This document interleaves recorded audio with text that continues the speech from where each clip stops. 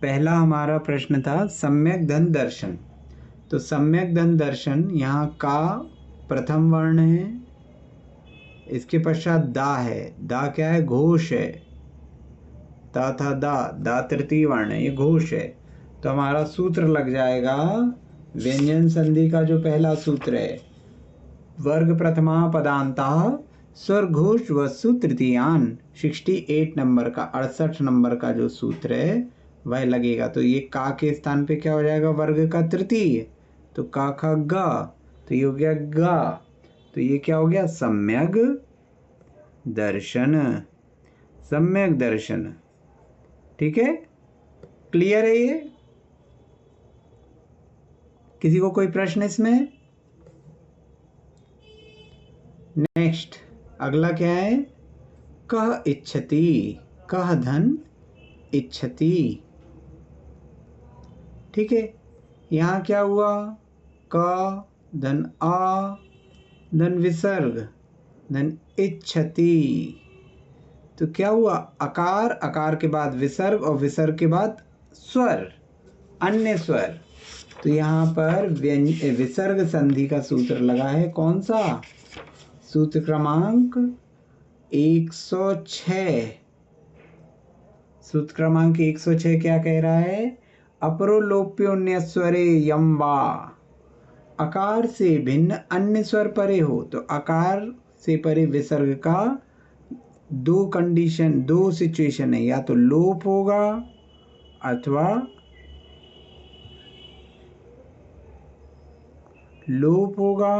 अथवा उसका या हो जाएगा। ठीक है, तो यदि विसर्ग का लोप कर देंगे तो ये क्या हो जाएगा? क इच्छति। और यदि विसर्ग के स्थान पे या कर देंगे तो ये क्या हो जाएगा? कय धन इच्छति। विसर्ग के स्थान पे या कर दिया तो या ई से जुड़ जाएगा, तो कय क्षति। तो ये दो भंग बनेंगे इसके। समझ में आया ये?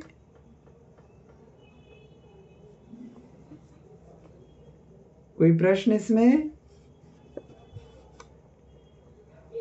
लिखा हुआ है शब्द समुच्चय के लिए, विकल्प के लिए नहीं, इसका मतलब क्या हुआ? इसका अर्थ ये है, देखिए ऊपर क्या लिखा है? अघोष वतोश्च, फिर उसके नीचे लिखा है अप्रोलोप्यो न्यस्वरे यम वा। वा का अर्थ होता है अथवा। तो ये कह रहे हैं कि ये जो अथवा है ना, ये अथवा सूत्र 105 अथवा 106 नहीं है।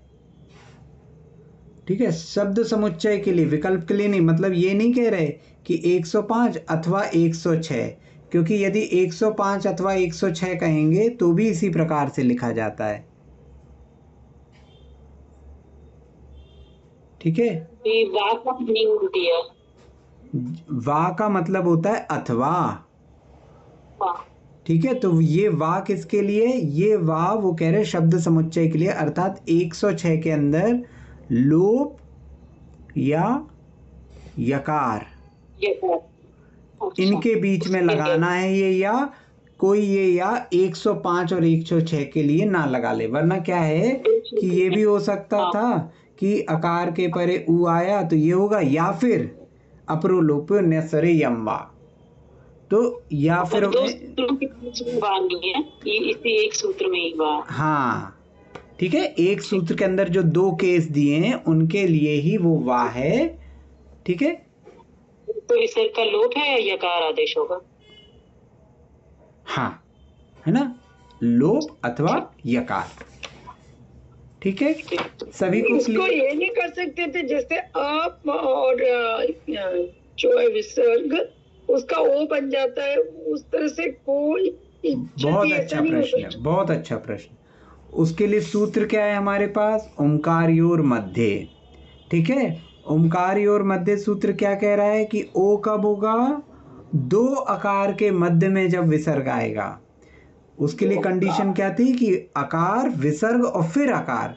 और यहाँ क्या हो रहा है? यहाँ अन्य स्वर आया है, ई आया है, यहाँ अकार थोड़ी आया है। अकार आता तो विसर्ग का ऊ होता, फिर ओ होता, लेकिन अकार तो आया ही नहीं। ठीक है, कंडीशन अलग है ना। हाँ जी। और कोई प्रश्न किसी का?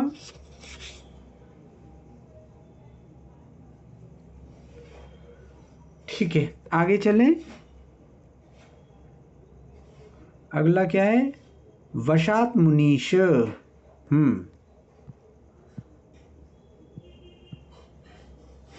वशात धन मुनीश। ठीक है, तो ये ता हो गया प्रथम वर्ग और मुनीश हो गया पंचम वर्ण। तो मुनीश पंचम अकेला नहीं है, घोष भी है। तो क्या हो जाएगा इसमें? सूत्र क्या लगेगा इसमें? हमारा व्यंजन संधि का जो दूसरा वाला सूत्र था, सूत्र क्रमांक 69, 69, पंचमे पंचमांश तृतीयान्नवा। तो क्या कह रहे हैं कि प्रथम वर्ग के प्रथम अक्षर के बाद यदि पंचम अक्षर है तो इसका जो प्रथम अक्षर है उसका या तो तृतीय हो जाता है अथवा पंचम हो जाता है। तो यहाँ दोनों केस आएंगे।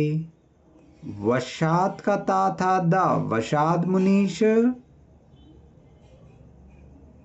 और वशान ता था दादा ना, वशान मुनीश। ठीक है, दोनों आएंगे। तो इस ना को बिंदी में भी रख सकते हैं।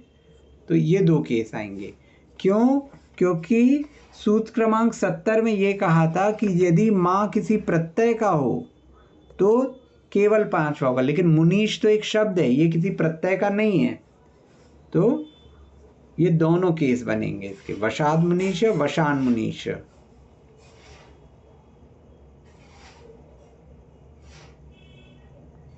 क्लियर है?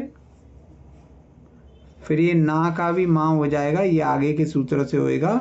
तो अभी तो बिंदी रख लें इसकी जगह पे, वशान मुनीश, वशाम मुनीश। प्रत्यय मतलब यहाँ पर क्या लगाएंगे? प्रत्यय हम अभी आगे पढ़ेंगे। तो कुछ प्रत्यय हैं जो माँ से प्रारंभ होते हैं, उनकी लिस्ट है, तो उनके शब्द होंगे। तो पंचम अकेला होगा।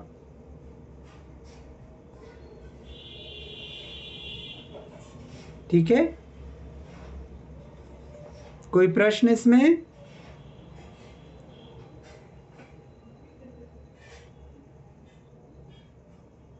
प्रश्न है किसी का कोई? नहीं भैया। चलें आगे जी। फिर क्या था? त्वद्भक्ति। अच्छा, इसी तरह ये था, पहले 5वां वाला देख लेते हैं। बलात्माम,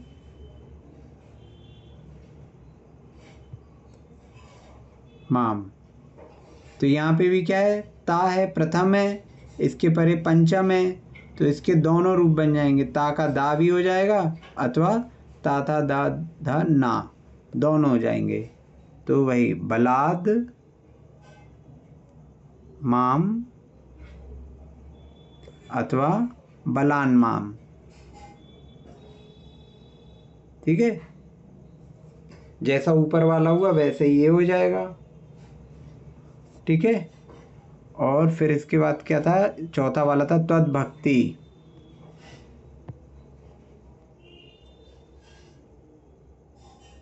त्वत् भक्ति। तो ता था, ता के परे ये भा आया, भा क्या हो गया? घोष हो गया, घोष हो गया। तो सूत्र क्रमांक 68, वर्ग प्रथमा पदांता स्वरघोष वस्तु तृतीयान। तो ता के स्थान पे क्या हो जाएगा? दा। तो त्वद भक्ति। ठीक है, समझ में आए? कोई प्रश्न किसी का? ठीक है, नहीं, ये न 5वां टा से होगा, जैसे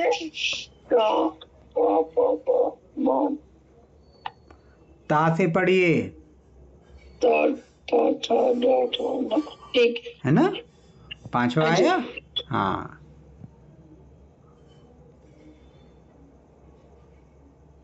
बारह खड़ी आप लोग को पहले से याद है कि भूल गए? ABCD सबको याद रहती है। बार बार याद करना पड़ेगा, भूल ही गए अब तो। वही क्या है, अभ्यास नहीं है ना उसका, उनको याद है। ABCD सबको याद रहती है। सूत्र क्रमांक 71। वर्ग प्रथमेभ्यः शकारः स्वर यवर परश्चकारम नवा। वर्ग प्रथमेभ्यः शकारः स्वर यवर परश्चकारम नवा। वर्ग प्रथमेभ्यः शकारः स्वर यवर परश्चकारम नवा। क्या कह रहे हैं? वर्ग का प्रथम अक्षर हो, ठीक है, प्रथम अक्षर के बाद क्या हो? शकार हो। शकार का अर्थ क्या हो गया? आधा शा। इसके पश्चात क्या हो? स्वर हो अथवा या हो अथवा वा हो अथवा रा हो। ये कोई भी कंडीशन हो, क्या हो? पहले वर्ग का प्रथम अक्षर हो, उसके बाद शकार हो, और शकार के बाद क्या हो? स्वर हो, या हो, वा हो, रा हो। इनमें से कुछ भी हो, इन सभी में से कुछ भी हो तो क्या हो जाएगा? शकार को विकल्प से छकार होता है। शकार विकल्प से छकार होगा, अर्थात शकार या तो छकार हो जाएगा या शकार ही रहेगा। ठीक है, या तो एज इट इज रहेगा या छकार हो जाएगा। कैसे? ये तो आप क्या हो गया, मैथमेटिकल फॉर्म में ये सूत्र। ठीक है, ये आप लोग लिखते जाइएगा। ठीक है, ऐसे नोटेशन में आपके पास लिखे रहेंगे तो आपको इजीली समझ में आएगा।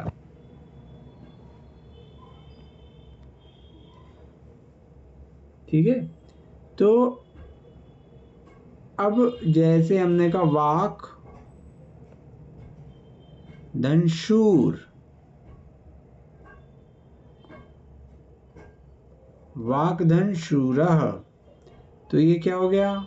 यहाँ पे ये वाक था तो वाक में प्रथम अक्षर हो गया। अब आप देखिए इसके बाद क्या? शा, और शूर क्या हो गया? शा, शा में ऊ, फिर रह, तो शा के बाद क्या है? स्वर है।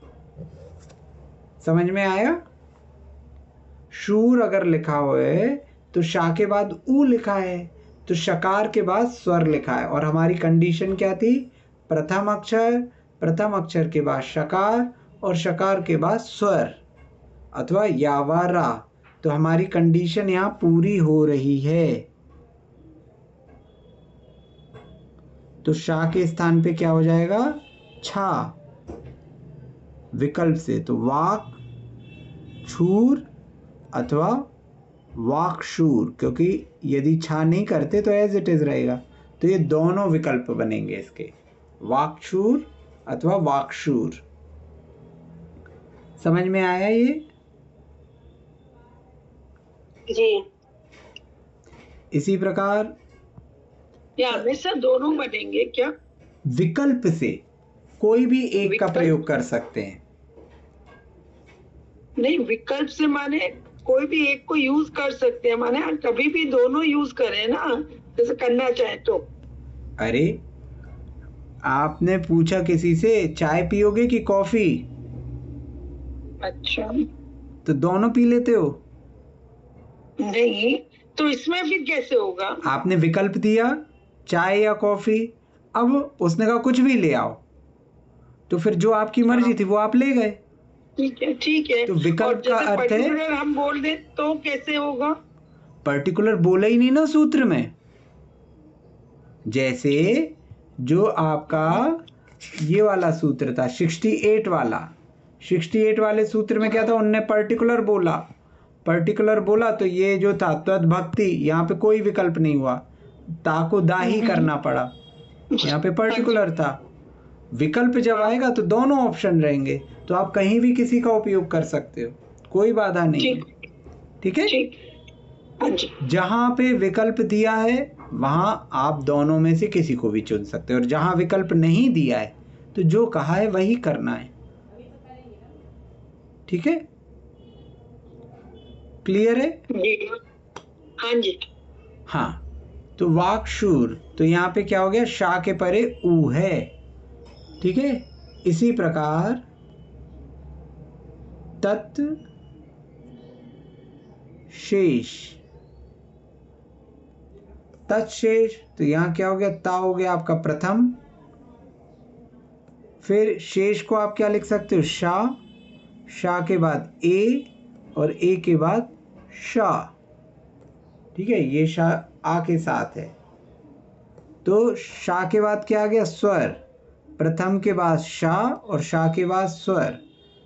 ठीक है, हमारी कंडीशन पूरी हो गई, तो शा के स्थान पे विकल्प से छा हो जाएगा, तो तच्छेष, अथवा यदि नहीं करते तो तच्छेष वैसे ही का वैसे ही रहेगा।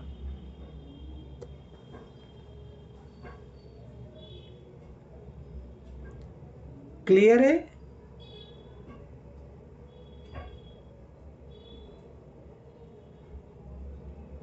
समझ में आया आप लोगों को? जी। ठीक है, कोई प्रश्न किसी का? अब एक और उदाहरण देखते हैं इसमें। कोई कुछ कह रहा है क्या? और एक उदाहरण जो आशा बोल रही थी, तो हाँ, आप हाँ। दे रहे हैं। सब बनवा से खुद अभी काम कर रहे हैं। देख लो क्या हो रहा है, हम तो देख लो ना जाके। कौन तत्श्वेत, तत्श्वेतम, तत्श्वेतम। अब यहाँ क्या है, यहाँ देखो, तत्, तो ता हो गया प्रथम, श्वेतम, तो ये क्या हो गया, शा, शा के बाद वा के बाद ए। तो हमारी कंडीशन क्या थी, प्रथम अक्षर हो, प्रथम अक्षर के बाद शकार हो, शकार के बाद स्वर हो, तो स्वर तो नहीं है, अथवा या हो, या भी नहीं है, अथवा वाह हो, तो वाह है, या वा रा में से कुछ भी हो, तो हमारा पूरी कंडीशन हो गई। ठीक है, तो यहाँ पर भी विकल्प से छकार हो सकता है, तो तच्छ्वेतम अथवा तत्श्वेतम। ठीक है,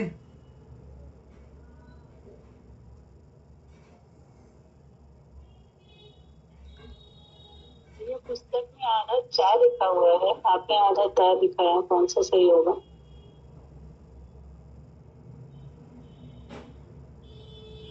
ये अभी इसमें सूत्र क्रमांक 74 और लगेगा, तो उससे इसमें पररूपम तकारुल्ला चटा वर्गेशु वो सूत्र और लगेगा, तो उससे फिर ये परिवर्तित होगा। उस सूत्र पे अभी हम आएंगे, 74वें सूत्र पे, तो इसमें आगे और कार्य होगा। अभी इस सूत्र के माध्यम से इतना कार्य होगा। ठीक है, हाँ। इसी प्रकार तत्श्यामा,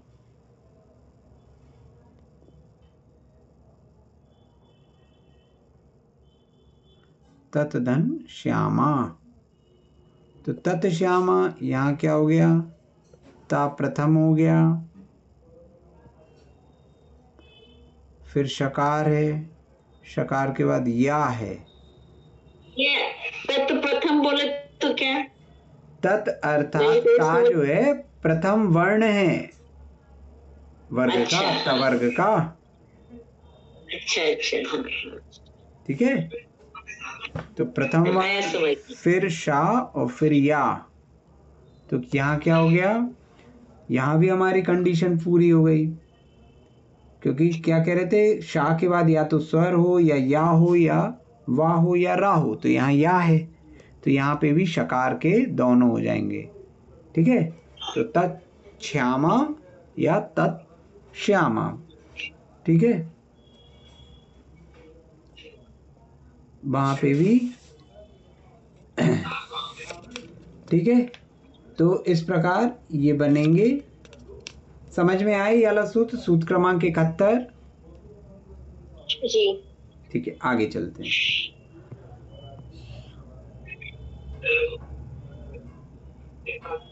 अब सूत्र क्रमांक 72 भी पूरा इसी के जैसा है, पूरा सेम है।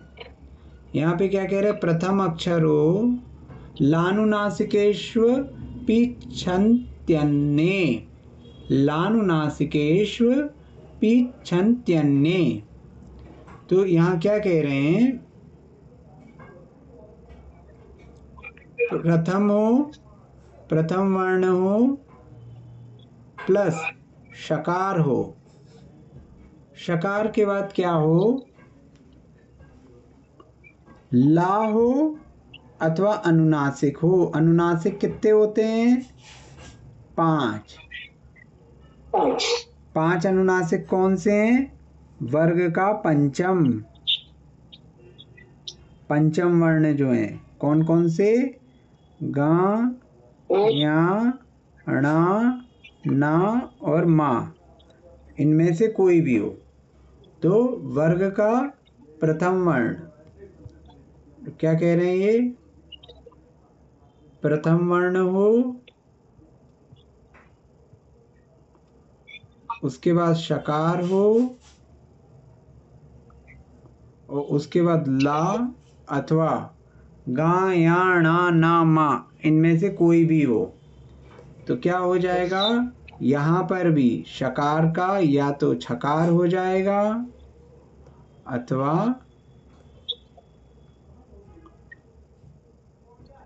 विकल्प से छकार होगा। तो अथवा क्या रहेगा, शकार ही रहेगा, कोई परिवर्तन नहीं होगा।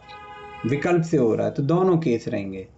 ठीक है, तो क्या हो गया यहाँ पे, तत्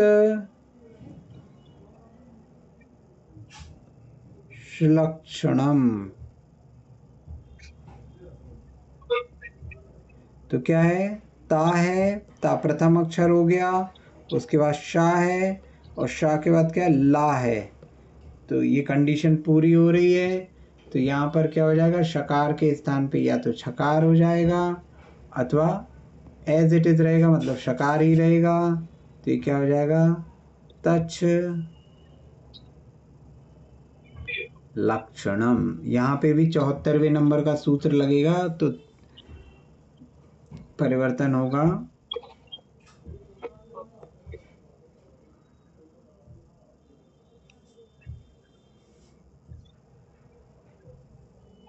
और यहाँ क्या हो जाएगा, तत्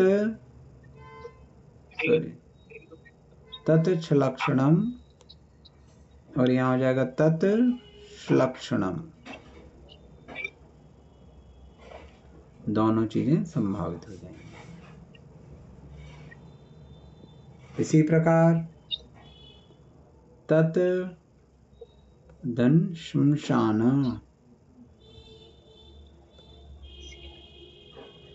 तो यहाँ क्या हो रहा है, यहाँ पे ता ये प्रथम हो गया, इस प्रथम अक्षर के पश्चात शकार है, और शकार के बाद पंचम वर्ण है माँ।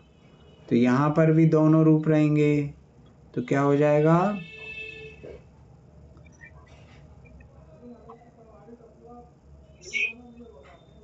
तकार को छकार होएगा तो तच्छ श्मशानम।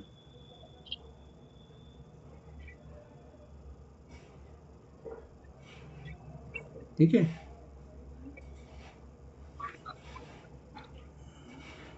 अथवा एज इट इज भी रह सकता है। तो तत् श्मशानम, दोनों हो सकते हैं। ऊपर वाले सूत्र जैसे ही है ये। ऊपर वाले सूत्र में क्या था, शा के बाद स्वर है ना, स्वर, और याराला, यारावा और क्या कहते हैं, स्वर यारावा ये था। और यहाँ पर क्या हो गया, किसी का म्यूट नहीं है, प्लीज म्यूट कर लीजिए।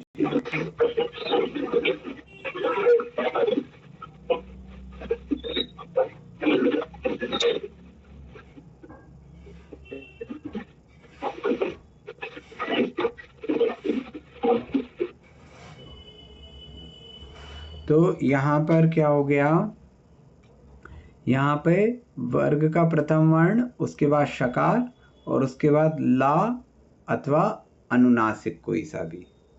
ठीक है, समझ में आया ये? जी।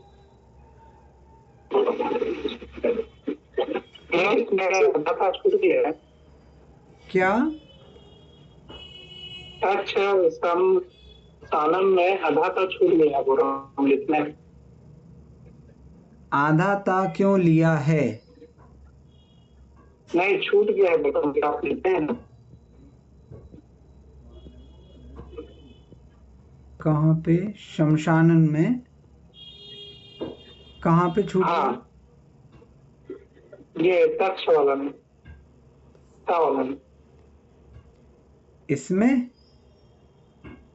हाँ हाँ, ये ता छा में कन्वर्ट हो गया ना, तत था, तो ये वाला ता ही तो जी। कन्वर्ट हुआ है छा में, अच्छा।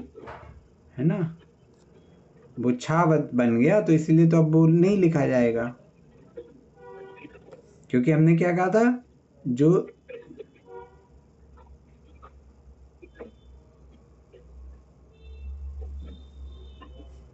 सॉरी मैंने गलत लिख दिया, सॉरी। शा कन्वर्ट हुआ ना। हाँ वही शा कन्वर्ट हुआ, ता तो वही रहेगा, वही मैंने गलत तो लिखा। जो का तो रहेगा। तत् क्षमा शानम। ऊपर वाले में भी गलत लिख दिया क्या? हाँ इसमें तो सही है। आधा ता लगा दिया था बाद में आपने। ठीक है, ठीक है, तो ये हो जाता है। इसके पश्चात सूत्र है तेभ्य एव हकारः पूर्व चतुर्थम नवा। यहाँ पे जो सूत्र है, सूत्र क्रमांक 73 आप देखेंगे, यहाँ मूल रूप से क्या लिखा था, यहाँ लिखा था तेभ्यः और फिर एव, ये लिखा हुआ था। तो ये विसर्ग का परे क्या हो गया, अकार, अकार के बाद विसर्ग और विसर्ग के बाद स्वर, अन्य स्वर।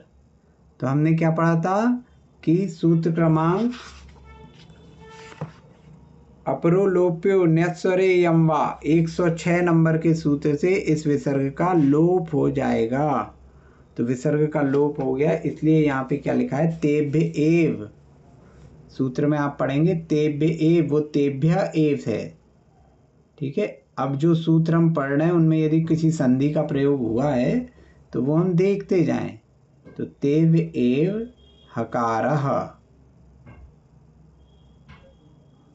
पूर्व चतुर्थम नवा। यहाँ क्या कह रहे हैं, वर्ग के प्रथम के बाद हकार हो, हकार यानी हा हो, तो क्या हो जाएगा, ये जो प्रथम है, ठीक है, इसका चतुर्थ जो हकार है वो इस वर्ग का चतुर्थ हो जाएगा। कैसे?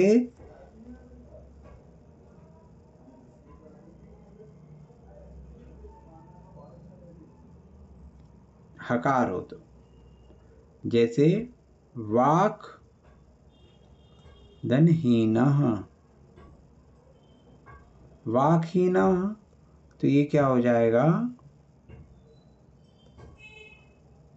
वाक।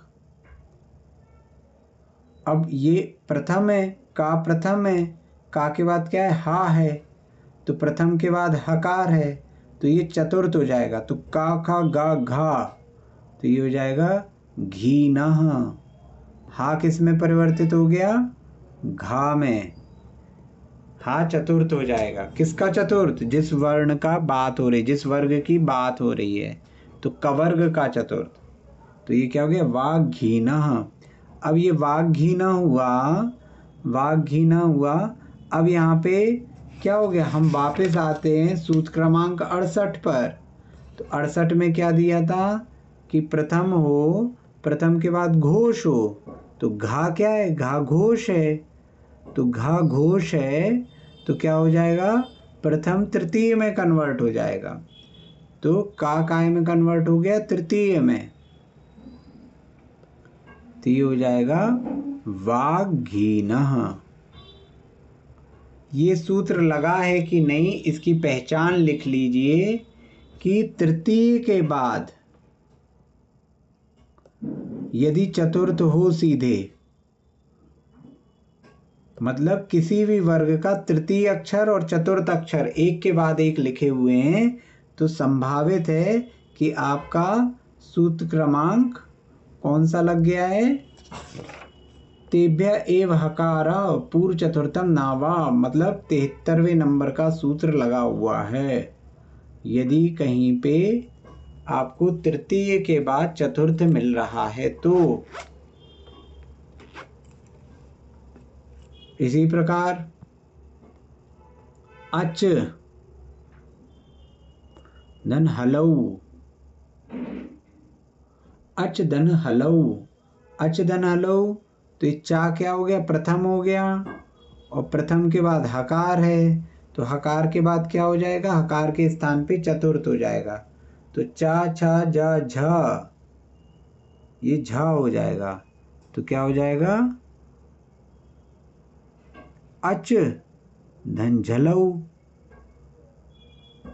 अब पुनः सूत्र क्रमांक 68 लगाएंगे कि प्रथम के परे घोष हो तो प्रथम का तृतीय हो जाएगा।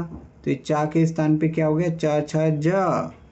तो अज झलऊ, अज झलऊ। समझ में आया? जी।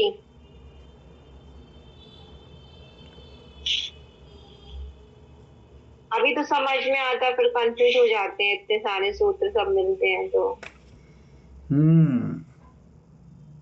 जब स्कूल ये में समझ में नहीं आता, फिर समझ में नहीं आता इसमें कौन सा सूत्र लगना, फिर बहुत दिमाग पे लोड डालना पड़ती है। जब नहीं, ये सूत्र बार बार याद कैसे रहेंगे? क्योंकि किसी में चतुर्थ लग रहा है, किसी में तृतीय लग रहा है। देखिए, सूत्र आपको याद हो चाहे नहीं हो, लेकिन उसका कार्य याद हो जाए तो वो इम्पोर्टेंट है।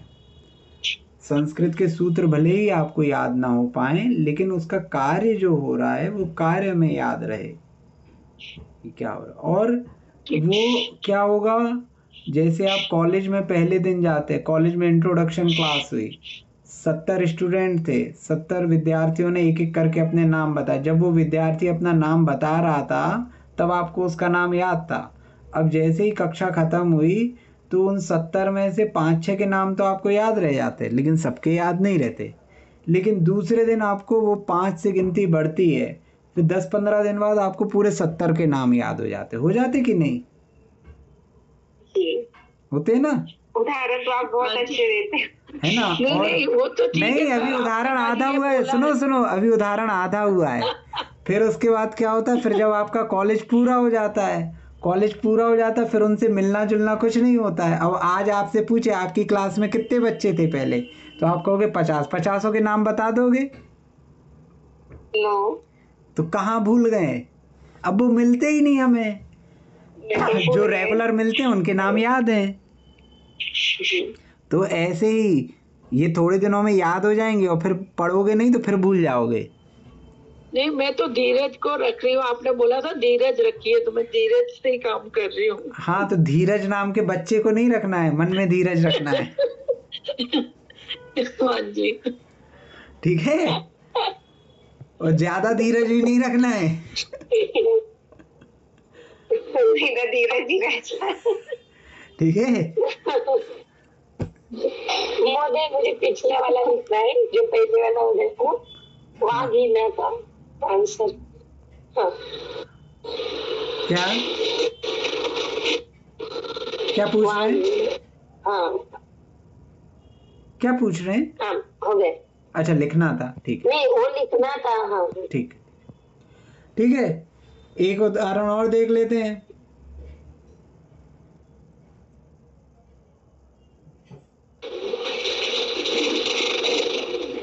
तत् धन हितम।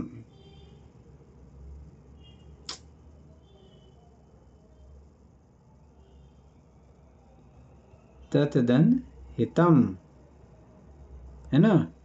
तो ये क्या हो गया? तकार है, प्रथम है, प्रथम के बाद हकार है, हकार है, तो क्या हो जाएगा? हकार चतुर्थ में परिवर्तित हो जाएगा, चतुर्थ में परिवर्तित हो जाएगा, तो ये क्या हो जाएगा? ता था दा धा।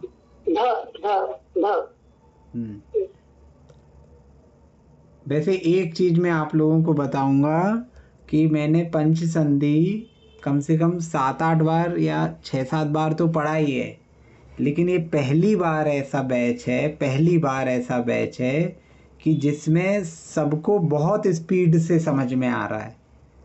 वरना 3-4 क्लास तो मुझे यही बताने में लग जाता है कि भैया घोष क्या है, अघोष क्या है, सवर्ण क्या है। तो आप तो इस लोग खुशी में है ना, हाँ इस खुशी में है ना, आप हम लोगों को नहीं छोड़ना, हम लोगों को पढ़ाना आप। हाँ भैया। अभी और इनको है ना भैया, आपका समझ में आता, अभी दूसरे का वो भी पढ़ाएंगे अच्छा, हम नहीं बोलते, ऐसे नहीं बोलते कि अच्छे नहीं पढ़ाएंगे, क्योंकि उनको भी नॉलेज होगा ना, लेकिन हमको आपका हमारा मतलब सबको, हम सबको ना आपका ही समझ में आता है, जो आप पढ़ा दे ना वो अच्छे से समझ में आता है। अभी अपन उस पर बात करते हैं, अभी पहले इस सूत्र को पूरा कर लें। तो ता और ता के बाद हकार, हकार का क्या होगा? ता था दा धा, धा हुआ है ना। तो ये तत् और ये हो गया धितम, ठीक है, ये माँ था, तत् धितम, ठीक है। अब क्या हो गया? अब हमारा सूत्र क्रमांक कौन सा?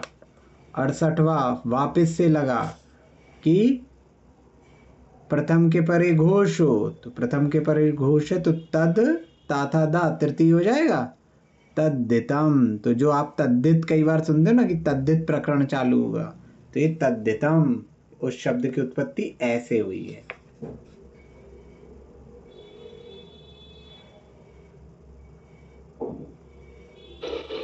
भैया इसमें भी विकल्प रहेगा?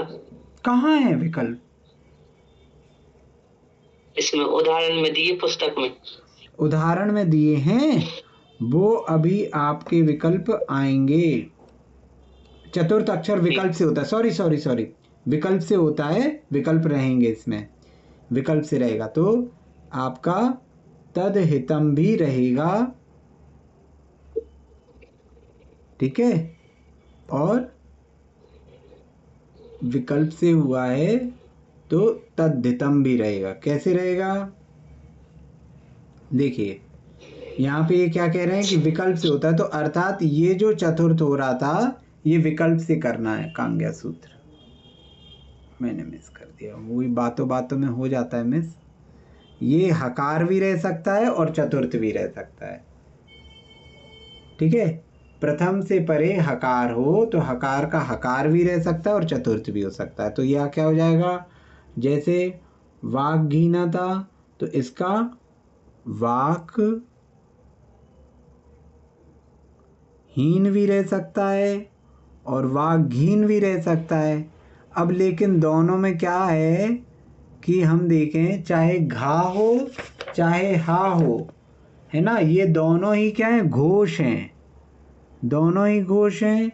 तो इन दोनों में सूत्र क्रमांक कौन सा? 68 लग जाएगा। तो ये क्या हो जाएगा? वाग्हीन अथवा वाग्घीन, दोनों हो सकते हैं, ठीक है। विकल्प से है ये,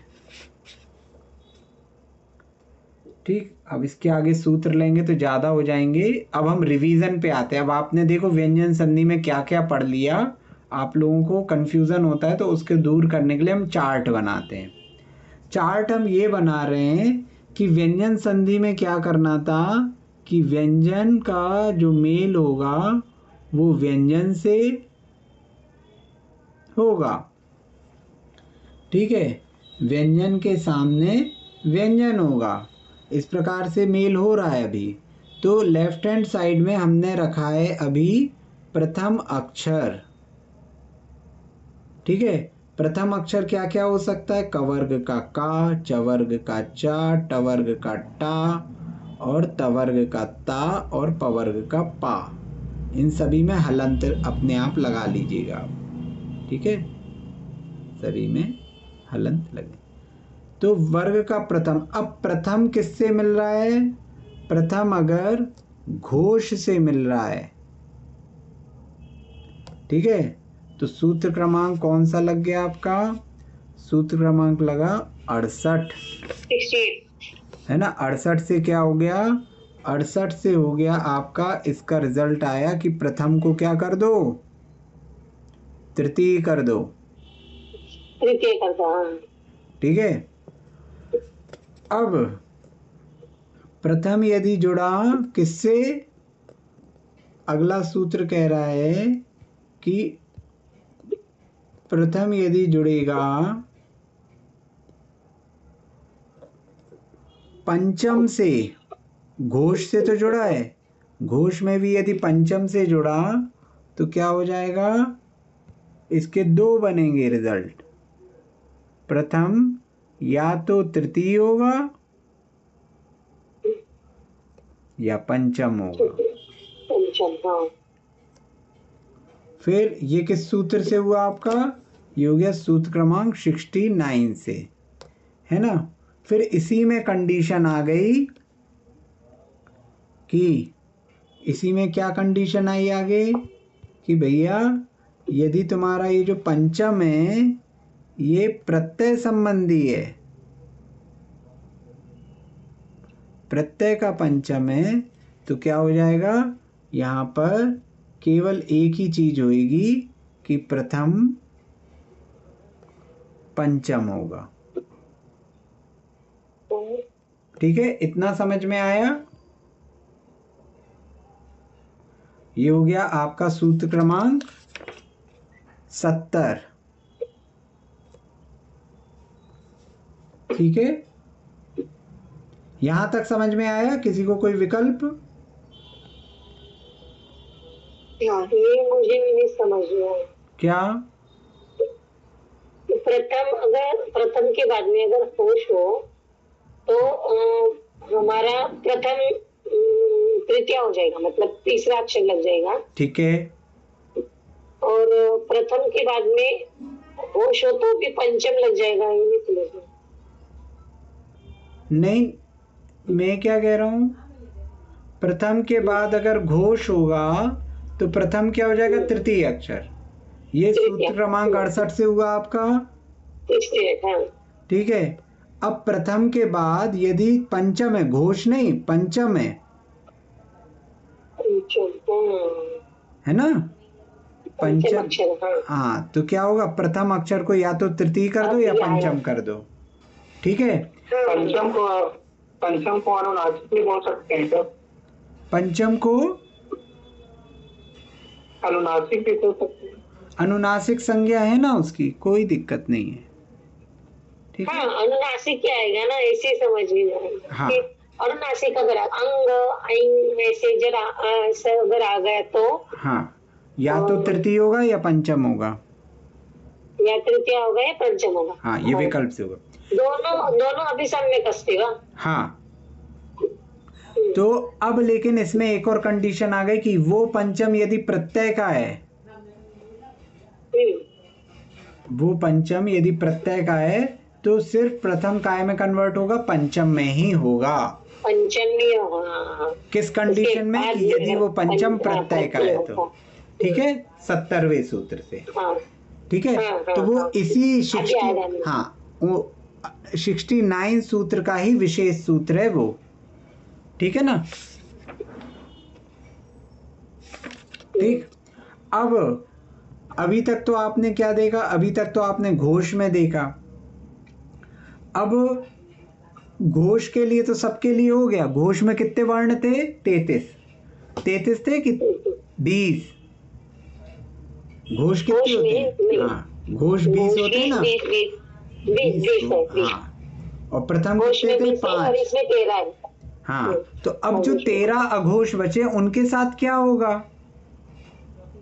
घोष के साथ तो आपने बता दिया। अब जो अघोष बचे हैं उनके साथ क्या होगा? तो अघोष के साथ क्या होगा तो उसके लिए अब बता रहे हैं इसी में आगे। क्या बता रहे हैं? अघोष में हमने पहला अघोष ले लिया शा, ठीक है ना? तीनों शकार जो हैं वो अघोष हैं। तो प्रथम के बाद अगर शा है तो क्या होगा? शा, और शा के बाद क्या है? स्वर है, ठीक है? शा के बाद अगर स्वर है तो क्या होगा?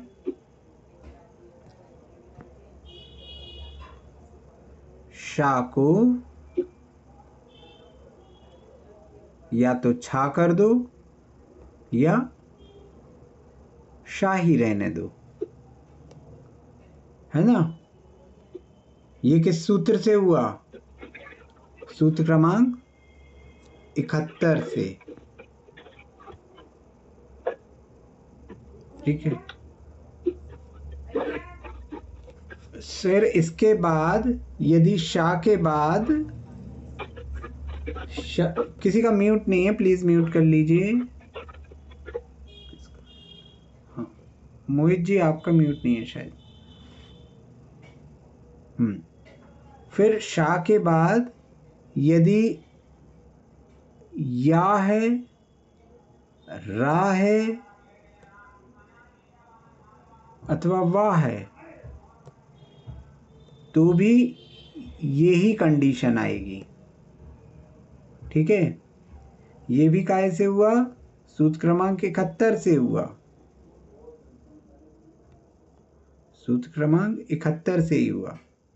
अब यदि शा के बाद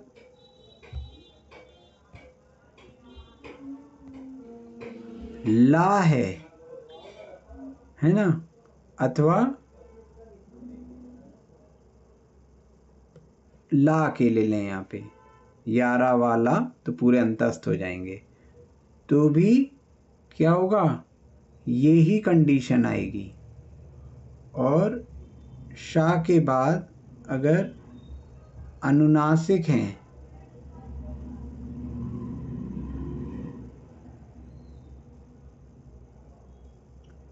तो भी यही कंडीशन आएगी, ठीक है?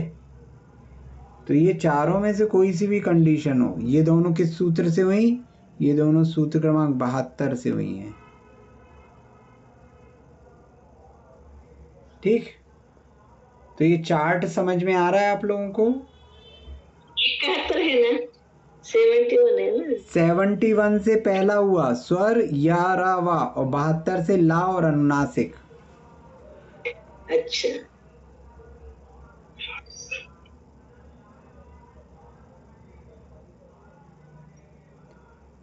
ठीक है? तो यहां तक का हमने देख लिया। अभी यहां तक कोई प्रश्न किसी का? नहीं। ठीक है। तो जब आप लोग, जैसे आप लोग कहते हो ना सूत्र याद नहीं रहते, तो ऐसा चार्ट अपनी कॉपी में बना लो।